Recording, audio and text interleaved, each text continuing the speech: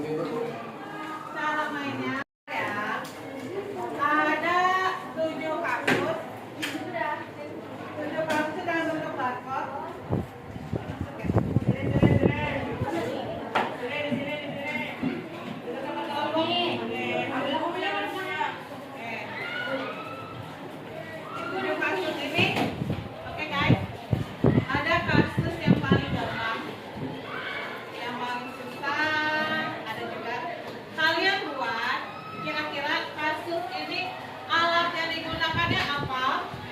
Simbolnya apa?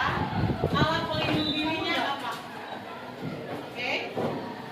Kalau sudah, kita konsentrasikan. Setiap kelompok, satu kelompok perwakilan ambil satu kasus.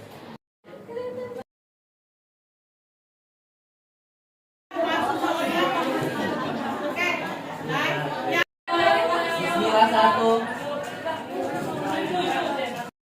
Oh iya.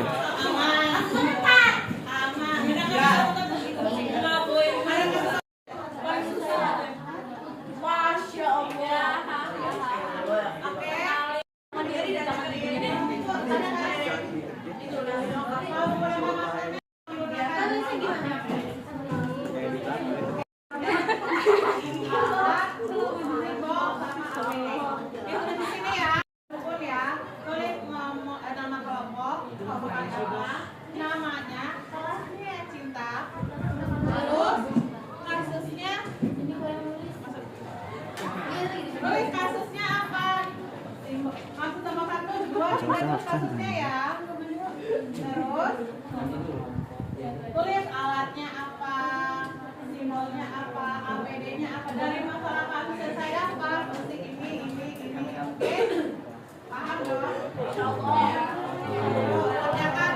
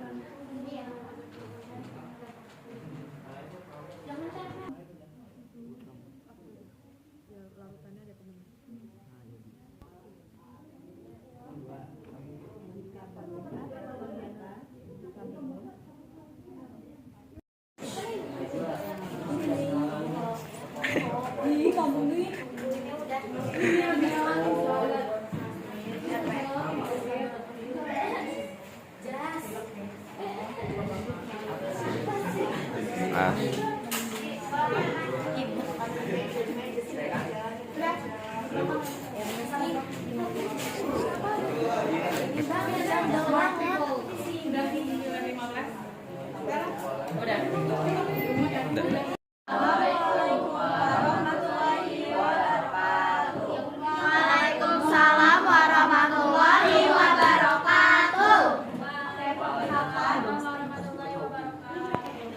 Perkenalkan, kita dari kelompok hari Kamis ingin mempresentasikan apa yang telah kita diskusikan tentang kasus nomor 2 dengan sumber dari AI yaitu ChatGPT. Yang pertama, nama alatnya ada, nama kelompoknya hari Kamis. Nama saya Syafira. Nama saya Rizky.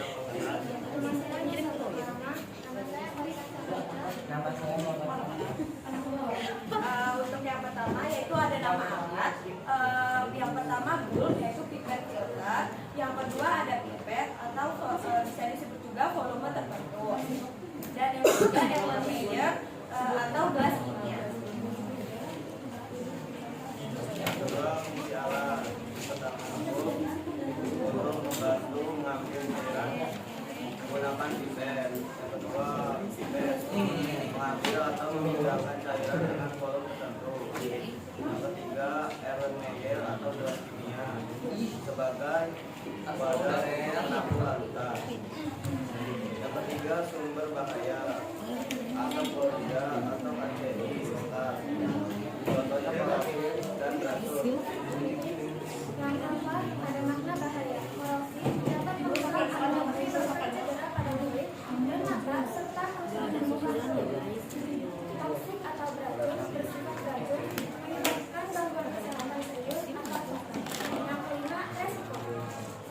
cedera atau iritasi pada kulit, kurang pastinya. 2. Cedera serius pada mata, hilang penderaan. Dan yang terakhir, paparan kuat dapat mengiritasi saluran pernapasan. APD yang warna APD yang ditentukan. Pertama, kacamata keselamatan. Yang kedua, sarung tangan, alat bahan kimia. Yang ketiga, pelindung pernapasan yang sesuai. 7. Arahan perlindungan APD. APD dipilih berdasarkan karakteristik bahaya dan jalur paparan untuk pelindung mata, tangan, dan saluran pernapasan. Yang ke-8, tindakan yang aman. 1. Periksa label dan simbol bahaya sebelum bekerja. 2. Pilih alat berdasarkan fungsi dan ketelitiannya, bukan hanya kapasitasnya. 3. Gunakan APD sesuai bahaya. Dan yang terakhir, jangan melakukan langkah yang dapat dilakukan dengan aman. 9. Kesalahan yang harus dihindari. 1. Menggunakan alat hanya berdasarkan kapasitasnya. 2. Menganggap semua alat yang dapat menampung cairan cocok untuk mengukur secara presisi. 3. Membuat sistem menggunakan mulut. 4. Mengabaikan simbol bahaya dan APD. Dan yang terakhir, memaksakan kegiatan jika belum aman. Oke, itu adalah hasil diskusi kami. Mohon maaf bila ada kata salah. Sekian dari kami. Wassalam. Wassalamualaikum warahmatullahi wabarakatuh. Assalamualaikum warahmatullahi wabarakatuh. Halo semuanya, perkenalkan kami dari kelompok Hari Selasa. Perkenalkan nama saya Yasmin Jaya. Perkenalkan nama saya Asrian Reni. Perkenalkan nama saya Nidia Janeta. Perkenalkan nama saya Muhammad Faris Yahya. Perkenalkan nama saya Kasusnya tumpahan etanol di laboratorium kimia. Yang pertama ada nama sumber AI-nya ada di Gemini AI. 1. Ada nama alat yaitu botol penyimpanan. Tumpahan pelarut organik etanol pekat yang botol penyimpanannya mengalami retakan pada bagian bawah. Yang kedua, keberadaan alat pembakar spiritus yang sedang menyala di meja sebelah yang berada tidak jauh dari tumpahan etanol tersebut. Yang keempat, makna bahaya. Flammable, mudah terbakar, menandakan zat yang memiliki titik nyala rendah dan mudah menyala jika kontak dengan api, percikan atau panas. Yang kedua, iritan atau iritasi, menandakan zat non-korosif yang dapat menimbulkan rasa gatal, radang atau iritasi pada kulit mata dan saluran pernapasan. Yang kelima, resiko kebakaran besar dan sesak nafas akibat uap. Yang keenam, APD yang digunakan, jas laboratorium, kacamata pengaman atau safety gloves. Yang ke sarung tangan laboratorium, chemical gloves. Yang ketujuh, alasan pemilihan APD. Jas laboratorium untuk perlindungan tubuh yaitu mencegah cairan etanol yang tumbuh mengenai pakaian atau meresap langsung ke kulit. Kacamata safety goggles untuk perlindungan mata yaitu uap etanol yang kuat dapat mengiritasi mata. Kacamata yang menutup rapat mencegah uap dan percikan cairan mengenai kornea mata. Sarung tangan untuk perlindungan tangan yaitu mencegah kontak langsung yang dapat menyebabkan iritasi atau efek sistemia lainnya. 8. Tindakan yang aman, tetap tenang dan beri peringatan, amankan sumber api, buka ventilasi, isolasi area tumpahan, lapor guru dan gunakan apar evakuasi. Yang ke-9, kesalahan yang harus dihindari. Yang pertama, bekerja dengan tergesa-gesa. Yang kedua, mencoba membersihkan tumpahan dengan tisu. Yang ketiga, mengabaikan simbol bahaya dan mendekati tumpahan sembarangan. Yang keempat, melakukan tindakan secara sembarangan. Sekian dari kelompok Selasa. Kurang lebihnya mohon maaf. Wassalamualaikum warahmatullahi wabarakatuh. Waalaikumsalam warahmatullahi wabarakatuh. Teman-teman, di sini kita akan mempresentasikan hasil analisis skenario kasus 5 tentang keselamatan dalam praktikum kimia. Kasus ini terjadi ketika siswa kelas 10 melakukan praktikum tentang perubahan energi dalam reaksi kimia. Reaksi yang dilakukan bersifat eksoterm, yaitu reaksi yang melepas energi ke lingkungan sehingga suhu di sekitar sistem dapat meningkat. Kita akan bacakan hasil karya kita, hasil kelompok kita. Yang pertama ada nama alat yaitu alat menyedot. Oke, yang pertama ada nama alat. Nama alat itu ada alat menyedot dan alat tabung reaksi. Kedua ada fungsi alat. Alat menyedot itu fungsinya untuk mencampurkan atau menampung bahan saat reaksi. Yang kedua ada alat tabung reaksi menampung tabung reaksi agar tetap tegak dan stabil. Nah, kenapa kita harus pakai alat Mayer? Karena bentuknya itu membuat wadah relatif stabil dan membantu mengurangi resiko cairannya mudah tumpah ke laut ya. Nah, yang ketiga ada sumber bahaya, yaitu bahan berlabel reaksi eksoterm dan gas berbau minyak.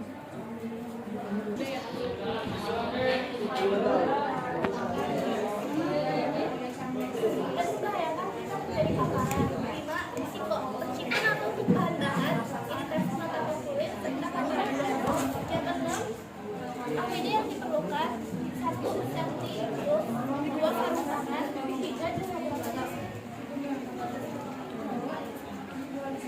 APD yang sudah dilengkapi jika tidak lengkap APD. 7 alasan pembelian APD, safety glove, plus pelindung mata dan oksigen, sarung tangan melindungi tangan dan badan, dan jas laboratorium melindungi tubuh dan pakaian. Jika ya, lakukan tindakan yang aman sekondisi alat dan lingkungan. Kemudian pindahkan cairan dari alat Mayer ke tabung reaksi secara perlahan dan hati-hati. Jika terjadi penyimpanan atau tumpahan, jika tidak, maka tabung reaksi alat dalam posisi tegak dan stabil. Jika ya, berikan kegiatan pada guru atau penanggung jawab dan ikuti prosedur penanganan dan paparan. 9. Kesalahan yang harus dihindari. 1. Bekerja tanpa APD. 2. Menggunakan cairan terbuka atau belum. 3. Mengabaikan label bahaya. 4. Melakukan kegiatan saat kondisi tidak aman. Nah, teman-teman yang udah tadi dibacain, ada beberapa kesalahan yang tidak boleh dilakukan di kasus ini. Yang pertama, memindahkan cairan secepat mungkin hanya agar praktikum cepat selesai. Yang kedua, mengabaikan label iritan atau harmful. Ketiga, bekerja tanpa APD. Dan juga menurut kelompok kami, prosedur yang aman adalah yang pertama adalah memeriksa kondisi alat dan lingkungan laboratorium, memastikan APD telah digunakan, dan yang ketiga adalah tidak bekerja terburu-buru. Sekian dari kelompok kami. Mohon maaf apabila ada salah kata. Wassalamualaikum warahmatullahi wabarakatuh. Assalamualaikum warahmatullahi wabarakatuh. Waalaikumsalam warahmatullahi wabarakatuh. Halo semuanya, kita dari kelompok hari Sabtu. Perkenalkan, nama saya Dinda Syafira. Perkenalkan, nama saya Cynthia Kumalasari. Perkenalkan, nama saya Alin Syakira Rahmania. Perkenalkan, nama saya Devinda Seikaboza. Di sini kita akan membahas studi kasus 4. Kita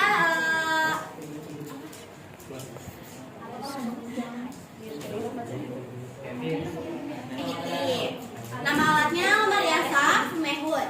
Fungsi alatnya untuk melakukan pengujian bahan kimia yang menghasilkan uap atau gas berbahaya dengan cara menghisap dan mengeluarkan uap tersebut sehingga tidak terhirup oleh orang di dalam laboratorium. Yang ketiga, sumber bahayanya. Sampel air limbah yang mengandung raksa atau merkuri, Hg. Yang kedua, uap merkuri yang dapat terlepas ke udara. Yang ketiga, ruang generator di sebelah laboratorium yang menghasilkan kebisingan lebih dari 90 dB. Simbol bahayanya, toksik dan kebisingan tinggi. Makna bahaya, toksik atau beracun, menunjukkan bahwa bahan dapat membahayakan kesehatan jika masuk ke tubuh, termasuk melalui udara yang terhirup. Yang kedua, ada kebisingan tinggi, menunjukkan adanya bahaya fisik yang dapat mengganggu pendengaran dan kenyamanan. Lalu yang kelima, dari risiko. Pertama, ada menghirup uap merkuri dapat menyebabkan gangguan kesehatan, terutama pada sistem saraf. Yang kedua, kontak langsung dengan sampel dapat menyebabkan paparan bahan berbahaya. Yang ketiga, paparan suara generator lebih dari 90 dB dapat menyebabkan gangguan atau kerusakan pendengaran jika berlangsung cukup lama.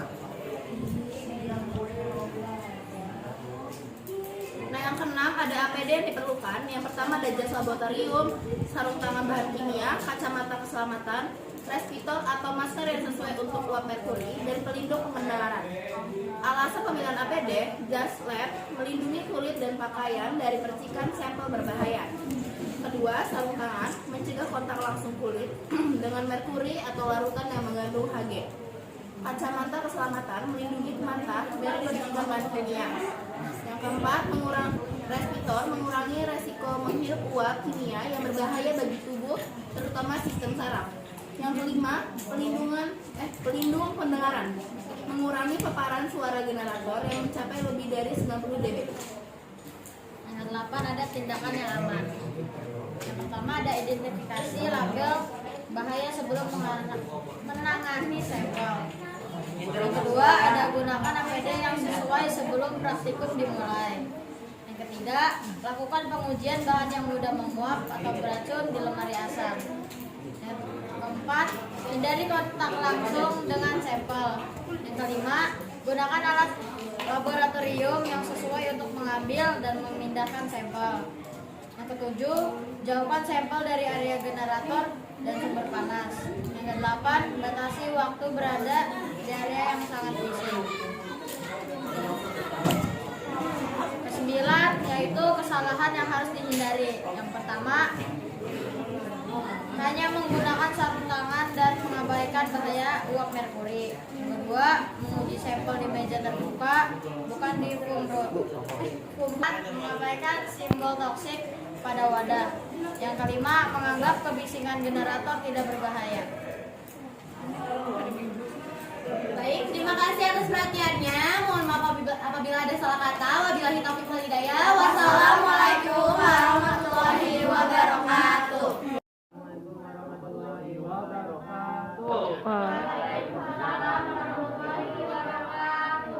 Perkenalkan, kami dari Kota Muslimin. Perkenalkan, nama saya Besok Putri Rahmawati. Saya Fatan Dara Ramadan. Saya Astri Octavian. Saya Kevin Rizky. Kami ingin mempresentasikan hasil diskusi kami dan SIM ini. Kita mendapatkan studi kasus 3, yaitu memperoleh sampel kristal padat kasar yang memiliki simbol berbahaya, yaitu eksplosif atau mudah meledak. Jadi untuk poin pertama ada nama alat. Yang pertama ada spatula atau sendok es. Yang kedua ada mortar dan alu. Yang ketiga ada gelas beker. Dan yang keempat ada kaki 3. Yang kedua adalah fungsi alat. Fungsi spatula adalah untuk mengambil, memindahkan, dan menangani bahan kimia berbentuk padat dari wadahnya. Yang kedua, mortar dan alu fungsinya untuk membuat ukuran partikel bahan padat menjadi lebih kecil atau lebih halus. Yang ketiga, gelas beker fungsinya sebagai wadah atau tempat untuk melarutkan bahan padat ke dalam pelarut. Yang terakhir adalah kaki 3, berfungsi untuk menompang wadah yang digunakan saat melakukan proses pemanasan. Yang ketiga ada sumber bahaya. Sumber bahaya itu ada simbol bahaya eksplosif, rencana perubahan bentuk fisik, rencana pelarutan dan pemanasan menggunakan kaki 3, lingkungan lab dengan berbagai sumber energi dan peralatan. Oke, yang keempat ada makna bahaya. Yang pertama, menunjukkan bahwa bahan kimia tersebut bersifat mudah meledak. Bahan dapat meledak akibat adanya benturan,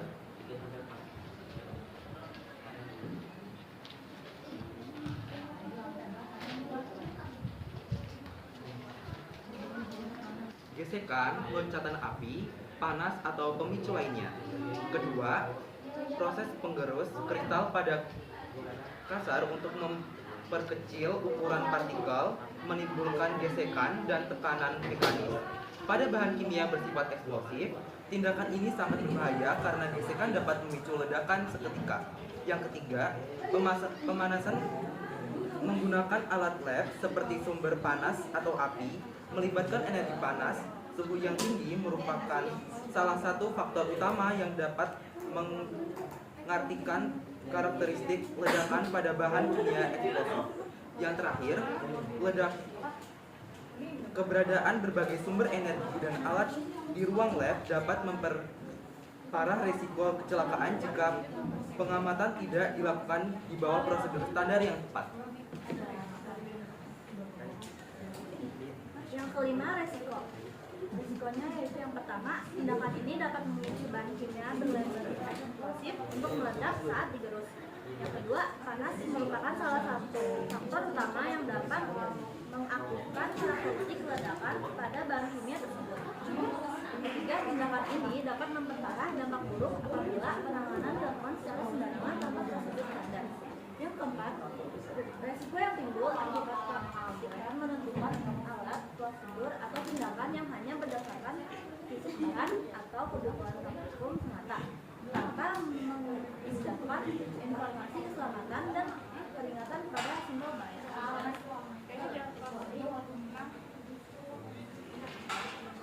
Oke, yang nomor 6 adalah alat pelindung diri yang diperlukan.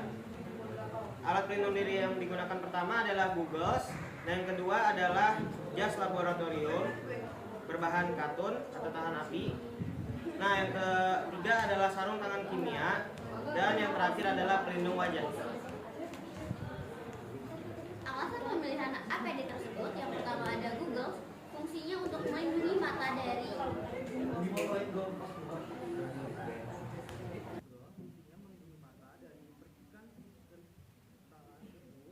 bertekanan serpihan serta uap larut atau gas berbahaya saat proses pengamanan. Yang kedua ada jas laboratorium, fungsinya melindungi tubuh dan pakaian dari kontak langsung dengan bahan kimia padat, percikan api atau runtuhan atau serpihan jika terjadi reaksi hebat.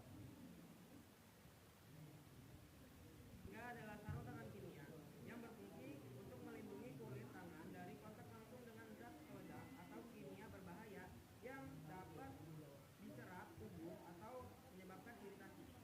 Dan yang terakhir adalah pelindung wajah yang berfungsi untuk memberikan pelindung ekstra pada seluruh area wajah termasuk dagu dan leher dari benturan fisik atau pecahan kaca.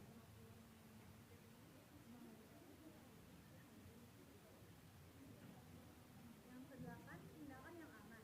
Pertama, berhenti dan mencampur prosedur berbahaya. Yang kedua, berkonsultasi dengan penanggung jawab tertentu. Yang ketiga, menggunakan lemari asam dan sanitizer. Yang keempat, menggunakan alat menggores atau antiseptik. Yang kelima, memasang APD secara benar sebelum melakukan menyentuh barang. Yang terakhir, kesalahan yang harus dihindari. Yang pertama, dilarang menghaluskan atau menggurus. Yang kedua, dilarang melakukan pemanasan langsung. Yang ketiga, dilarang menganggap sama seperti praktikum biasa. Yang terakhir, dilarang bekerja tanpa pelindung wajah atau perisai.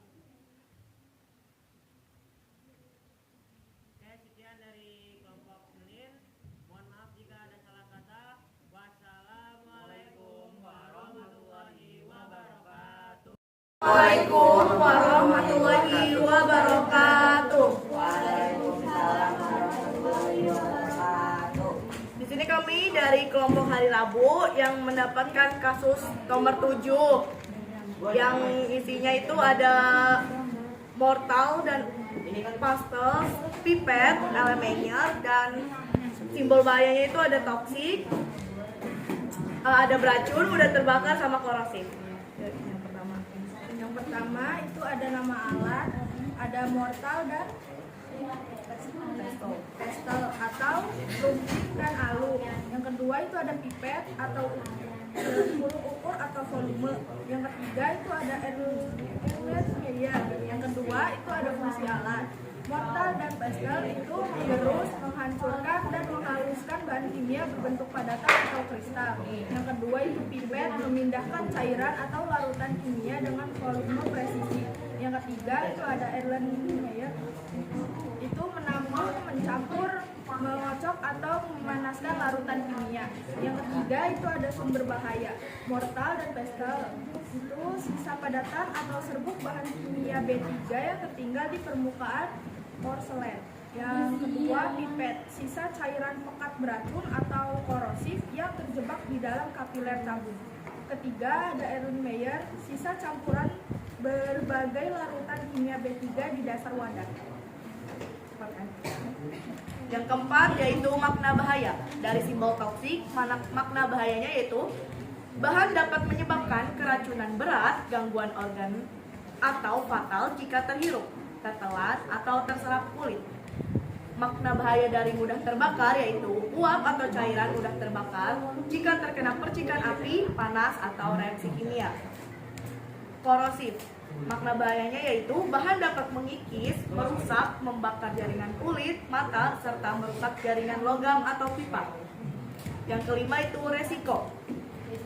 Yang pertama itu terhirup debu atau uap, beracun saat membersihkan. Saat pembersihan. Yang kedua itu kerusakan instalasi pipa dan pencemaran lingkungan air jika dibuang langsung ke wastafel. Yang ketiga yaitu iritasi mata berat dan luka bakar. Yang keenam, APD yang diperlukan. Yang pertama, sarung tangan nitrile tahan kimia. Yang kedua, safety goggles atau kacamata pelindung. Yang ketiga, masker respirator. Yang keempat, jas laboratorium lengan panjang. Yang kelima yaitu sepatu safety tertutup. Alasan pemilihan APD. 1. Sarung tangan memiliki daya tahan tinggi terhadap paparan korosif dan senyawa toksik dibanding bahan latex biasa. 2. Safety goggles melindungi mata dan seluruh area wajah dari percikan cairan pilet, pipet, atau kekuatan reaksi Erlenmeyer. 3. Respirator mencegah serbuk halus dari moklat dan estre serta uap toksik atau flammable dari Erlenmeyer. Yang keempat, jas lab dan sepatu safety mencegah sisa larutan menembus ke kulit atau pakaian kerja jika terjadi tumpahan. Tindakan yang aman. 1. Identifikasi sifat bahan kimia dan menggunakan APD lepas sebelum menyebar. 2. Menyapu atau mengerok serta padatkan pada mortir di level menggunakan kuas atau spatula ke penampung. Mengeluarkan sisa cairan pada pipet dan Erlenmeyer atau botol penampung limbah. 3. Dryer. 4. Melakukan pembilasan awal. Yang kesembilan ada kesalahan yang harus dihindari. Yang pertama, mengecerkan sisa kimia dengan air, lalu membuangnya ke wastafel biasa. Yang kedua, membuang sisa padatan kimia langsung ke tempat sampah atau organik. Yang ketiga, mencuci semua alat secara bersamaan di bawah air mengalir tanpa mengidentifikasi. Yang keempat, meniup pipet dengan mulut untuk mengeluarkan sisa cairan. Udah. Sekian dari kelompok Rabu, kurang lebihnya mohon maaf. Wassalamualaikum warahmatullahi wabarakatuh.